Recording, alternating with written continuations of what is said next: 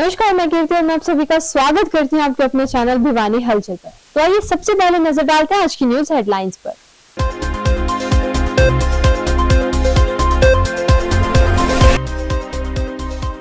भाजपा के नव मनोनीत जिला अध्यक्ष मुकेश गौड़ ने संभाला पदभार। मौजूद रहे 2 पूर्व जिला अध्यक्षों ने किया स्वागत।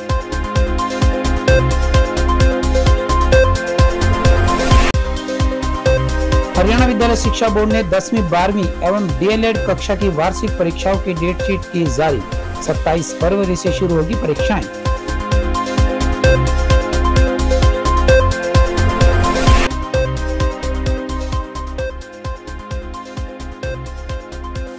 पटवारी एवं कानूनगो एसोसिएशन का धरना दूसरे दिन भी रहा जारी।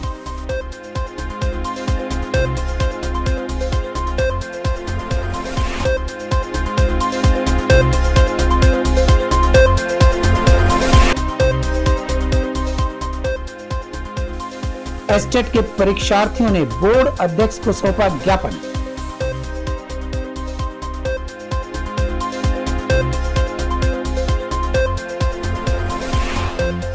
अब खबरें विस्तार से। भाजपा के नव मनोनीत जिला अध्यक्ष मुकेश गौड़ ने अपना पदभार संभाला। भाजपा जिला कार्यालय पहुंचने पर कार्यकर्ताओं और पूर्व पदाधिकारियों ने उनका गर्मजोशी से स्वागत किया। मुकेश गौड़ ने कहा कि पूर्व जिला अध्यक्ष ने जो संगठन का ढांचा तैयार किया था उसे आगे ले जाना बड़ी चुनौती होगी। नववर्तमान जिला अध्यक्ष शंकर धूपर ने उम्मीद जताई कि गौड़ जिला संगठन को मजबूत बनाने में सकारात्मक कदम उठाएंगे। नव मनोनीत जिला अध्यक्ष मुकेश गौड़ का स्वागत करते हुए पूर्व जिला अध्यक्ष शंकर धूपर ने कहा कि मुकेश गौड़ ने पूर्व में हरियाणा युवा आयोग के चेयरमैन के पद पर रहते हुए सराहनीय कार्य किए तथा युवा हित में अनेक सकारात्मक कदम आगे बढ़ाए। उन्होंने कहा कि उन्हें पूरा विश्वास है कि जिला संगठन को और मजबूत बनाने की दिशा में सकारात्मक कदम बढ़ाए जाएंगे। इस मौके पर नव मनोनीत जिला अध्यक्ष मुकेश गौड़ ने अपनी नियुक्ति पर शीर्ष नेतृत्व का आभार जताते हुए कहा कि उनके लिए यह बड़े गौरव की बात है कि शीर्ष नेतृत्व द्वारा उन्हें इतनी बड़ी जिम्मेवारी सौंपी गई है। उन्होंने कहा कि पूर्व जिला अध्यक्ष द्वारा बड़ी ही बेहतरीन ढंग से सांगठनिक ढांचा तैयार किया गया तथा उनकी सबसे बड़ी चुनौती यही होगी कि पूर्व जिला अध्यक्ष द्वारा तैयार किए गए मजबूत सांगठनिक ढांचे को बनाए रखना और उसे और आगे ले जाना। देखिए, आज मुझे मेरे लिए बड़े गौरव की अनुभूति है कि पार्टी ने मुझे जिला अध्यक्ष की दायित्व दिया गया है। और चुनौतियों के रूप में अगर मैं कहूं तो आदरणीय शंकर धूपर जी ने बहुत बेहतरीन यहाँ पर संगठन का ढांचा खड़ा किया था। मेरे लिए चुनौती है कि इन्होंने जिस प्रकार का यहाँ पर ढांचा खड़ा किया था उसको बचा करके रखना और उसको आगे लेकर के जाना, ये मेरे लिए सबसे बड़ा दायित्व कहो या मेरी जिम्मेवारी है कि मैं इनको आगे लेकर के जाऊँ। बात करें चुनाव को, लोकसभा चुनाव की कभी भी किस प्रकार की प्रक्रिया रहेगी पार्टी का पन्ना प्रमुख तक का यहाँ पर गठन पहले से ही है। हमारे लिए ये है कि और कोई अगर इसमें कोई नए बदलाव करने हो या इसमें और कोई नई नियुक्तियां हो या और नए लोगों का जुड़ाव हो, उसको लेकर के हम काम करेंगे। लोकसभा या साथ में विधानसभा, हमें इस बात की कोई दिक्कत नहीं। हम चुनाव के लिए बिल्कुल पूरी तरह से तैयार है। शिक्षा बोर्ड द्वारा फरवरी माह से संचालित होने वाली 10वीं 12वीं एवं डीएलएड की परीक्षाओं की डेट शीट जारी कर दी गई है। परीक्षाएं प्रदेश भर में 27 फरवरी से 2 अप्रैल तक आयोजित होंगी। बोर्ड अध्यक्ष डॉक्टर वीपी यादव ने बताया कि 10वीं व 12वीं की परीक्षाओं में 25% प्रश्न ऑब्जेक्टिव टाइप होंगे और उत्तर पुस्तिका की जांच डिजिटल मार्किंग द्वारा की जाएगी, जिससे मूल्यांकन की गुणवत्ता बढ़ेगी और परीक्षा परिणाम भी सटीक होंगे।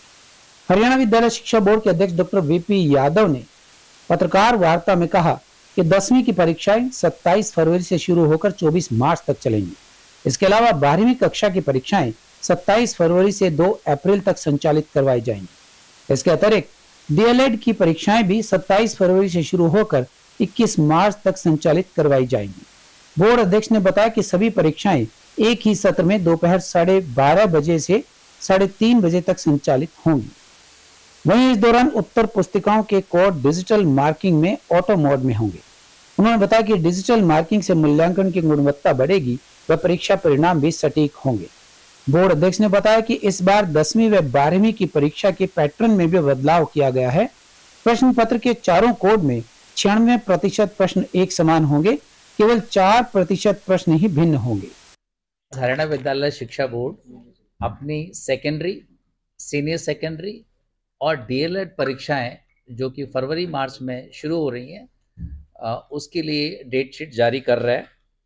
और ये तीनों की परीक्षाएं 27 फरवरी से शुरू होकर अलग अलग समय पर, जैसे सेकेंडरी की 27 से शुरू होकर 26 मार्च तक चलेंगी, सीनियर सेकेंडरी की है 27 फरवरी से शुरू होकर 2 अप्रैल तक चलेंगी, और डीएलएड की परीक्षाएं 27 फरवरी से शुरू होकर 21 मार्च तक चलेंगी।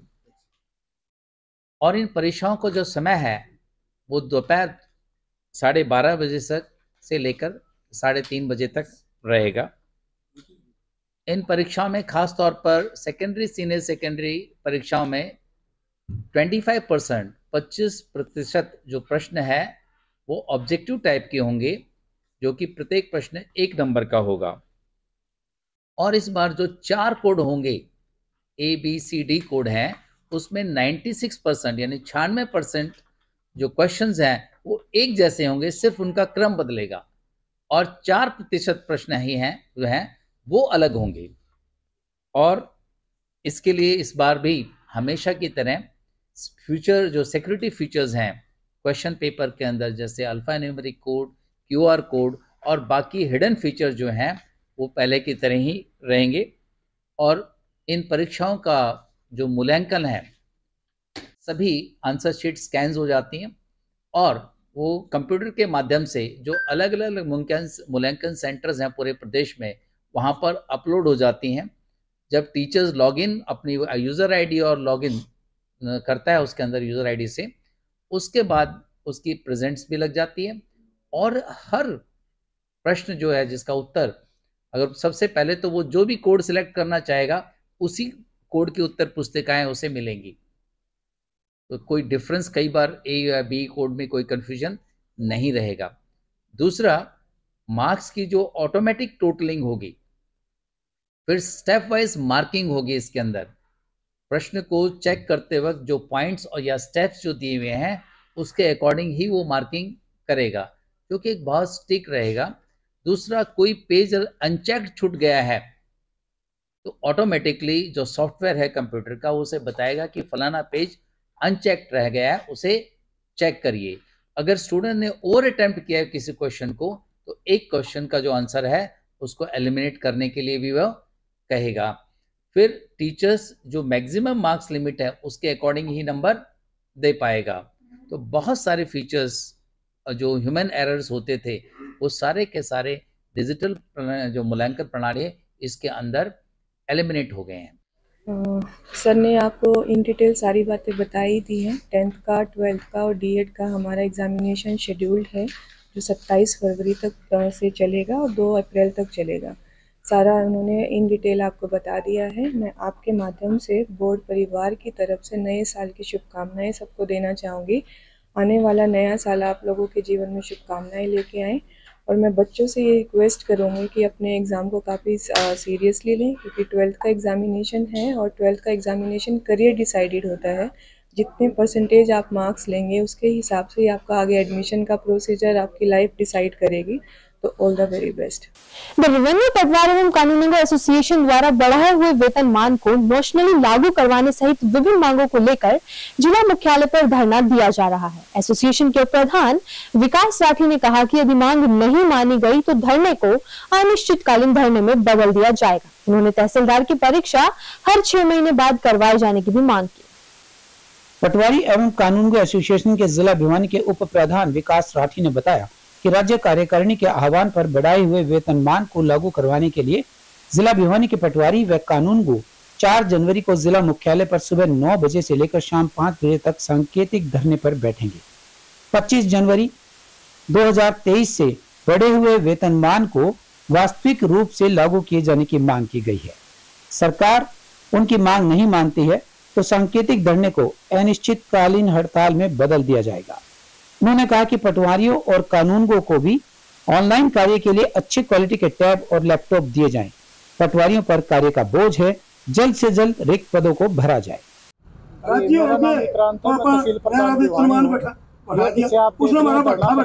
रहा है, कल भी चला था, पंजाब से पिछड़ गए और कल तीसरा दिन होगा। ये सांकेतिक धरना चल रहा है हमारा। हमारे मुख्य तौर पर हिमाचल में पैरेलल टू पंजाब आज धरने पर इसलिए बैठे थे, हमारे को नहीं मिला तौर पर नया ग्रेड होने का। इसमें ये था कि 25,400 की नई टेबल लागू करी थी, 35,400 की हमारी डिमांड थी, उसको भी हम सहमति दे दिया था, लेकिन अभी तक सरकार ने बदलाने का काम किया और अभी तक वो हमारा लागू नहीं हो पाया। दूसरी हमारी मुख्य मांग है नायब तहसीलदार की पेपर परीक्षा अभी तक नहीं हो पाई है, वो जल्द से जल्द करवाई जाए। और तीसरी बात यह है कि HRN के थ्रू भर्ती ना करके सीधे तौर पर सिपाही भर्ती सरकार Sandeep Sangwan, deputy general secretary Sarv Karmachari Sangh Haryana. आज आपके माध्यम से हम जानकारी दे रहे हैं रेवेन्यू पटवारी कानूनगो एसोसिएशन के आह्वान पे 3 दिवसीय सांकेतिक हड़ताल है।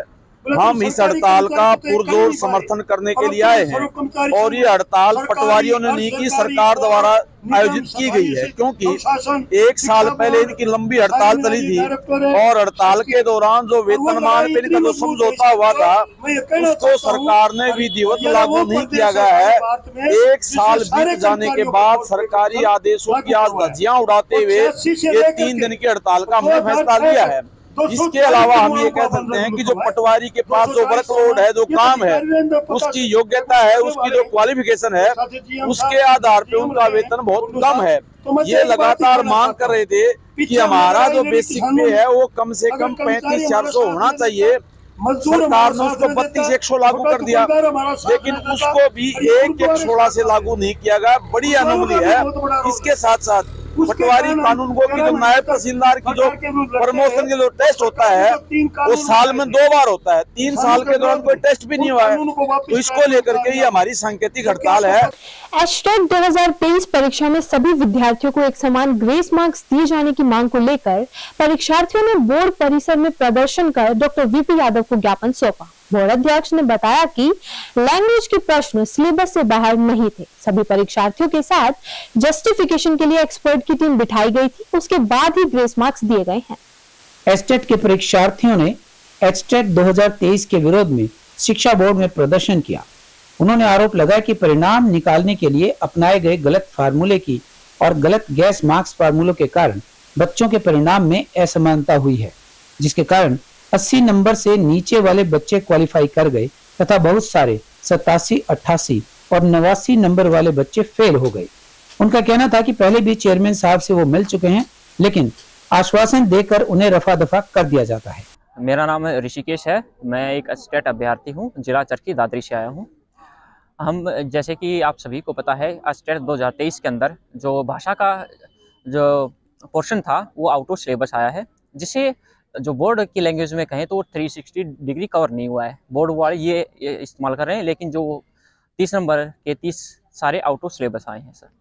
फिर हम 11 तारीख को इनसे मिले थे, हमने ज्ञापन वगैरह दिया, तो उन्होंने क्या किया कि सुनवाई तो की हमारी 11 तारीख को। उन्होंने कहा था कि एक्सपर्ट की टीम बैठाएंगे, तो उन्होंने एक्सपर्ट की टीम बैठाई और उन्होंने एक फार्मूला दे दिया और उस फार्मूले के तहत 18 तारीख को इन्होंने रिजल्ट दे दिया।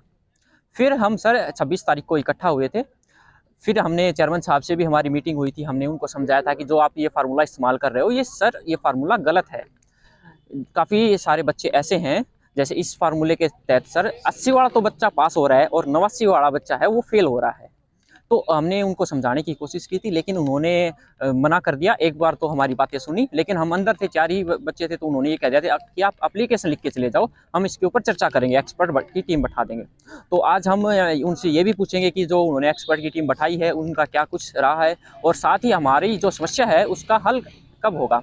हमने सर ये जो फार्मूला है इसके अंदर जो 80 वाला बच्चा है वो 94 अंक तक जा सकता है, लेकिन जो 89 वाला बच्चा है वो 90 भी नहीं पहुँचेगा। जैसे कि मैं 3 एग्जांपल लेके चलता हूँ सर, कि एक बच्चा है 80 का, एक है 85 का और एक है 89 का। 90 अंक लेके आने सभी को, और जो आउट ऑफ सिलेबस है वो सभी के लिए था। तो अब ये जो ग्रेस देने का फार्मूला इस्तेमाल कर रहे हैं ये, तो इसके अंदर इन्होंने क्या किया है कि जो 180 जो 120 है उसके साथ उसको कंपेयर कर रहे हैं भाषा के साथ में।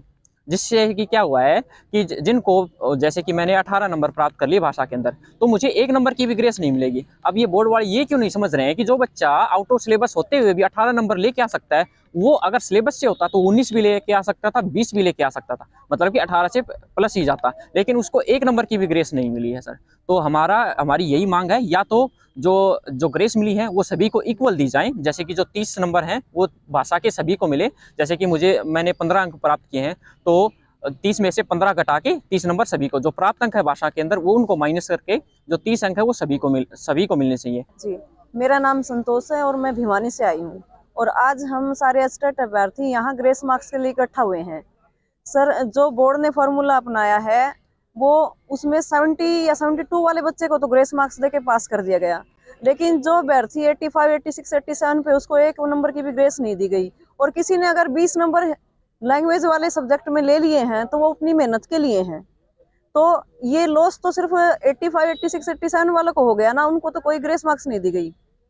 तो हमारी यही है, बोर्ड से यही अनुरोध है कि हमें ग्रेस मार्क्स दिए जाएं। तो वाले को प्रेफरेंस कहीं भी जाएंगे तो नहीं दी जाएगी, 85 वाले को आगे रखा जाता है। तो हमारी मेहनत तो बिल्कुल बेकार कर दी है इन्होंने। हम 89, 88 वाले को कहीं भी ग्रेस मार्क्स नहीं दी गई इनके द्वारा। सर, पहले तो हमारा यही प्रयास है कि हम शांतिपूर्वक अपनी बात रख रहे हैं, फिर तो वही है कि कोर्ट केस ही हो सकता है। वहीं अध्यक्ष वीपी यादव ने बताया कि सिलेबस से बाहर कोई भी आंसर नहीं आया।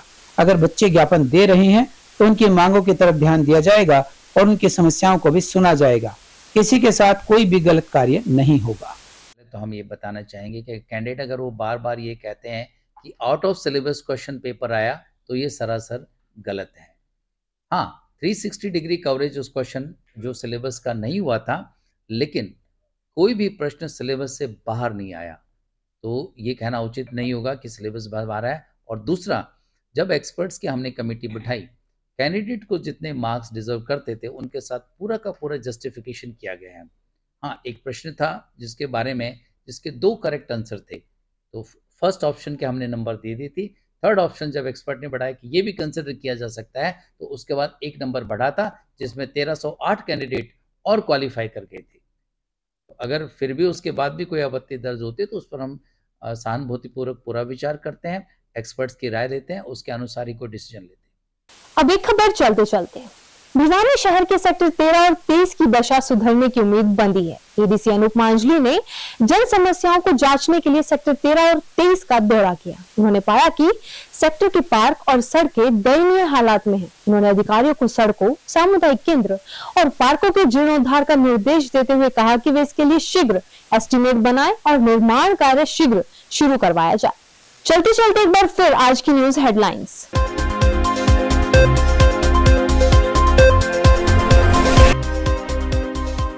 भाजपा के नव मनोनीत जिला अध्यक्ष मुकेश गौड़ ने संभाला पदभार। मौजूद रहे 2 पूर्व जिला अध्यक्षों ने किया स्वागत।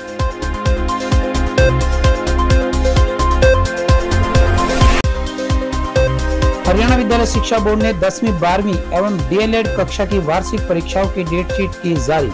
27 फरवरी से शुरू होगी परीक्षाएं।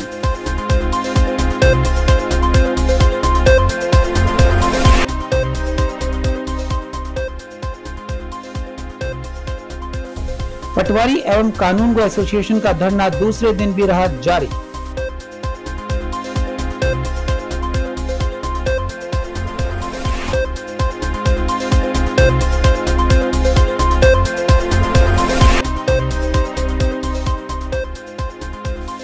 एस्टेट के परीक्षार्थियों ने बोर्ड अध्यक्ष को सौंपा ज्ञापन।